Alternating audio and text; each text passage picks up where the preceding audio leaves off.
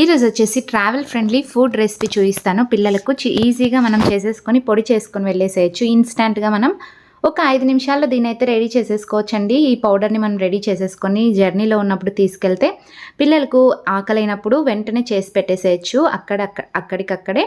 అది ఎలానో ఇప్పుడు చెప్తాను. నేనైతే ముందుగా ఇక్కడ మఖానా, తర్వాత అటుకులు, అలానే ఓట్స్ మొత్తం అన్నిటిని తీసుకొని ఇలా గోల్డెన్ బ్రౌన్ కలర్ వచ్చేదాకా బాగా దోరగా వేయించుకోవాలండి. సిమ్లో పెట్టుకొని వేయించుకోండి, ఎందుకంటే ఇన్స్టెంట్ అప్పటికప్పుడే కలుపుకొని తినేస్తాం కాబట్టి మనం ఇలా బాగా వేయించుకునేటప్పుడే దోరగా వేయించేసుకుంటే పిల్లలకు స్టమక్ పెయిన్ రాకుండా ఉంటుంది.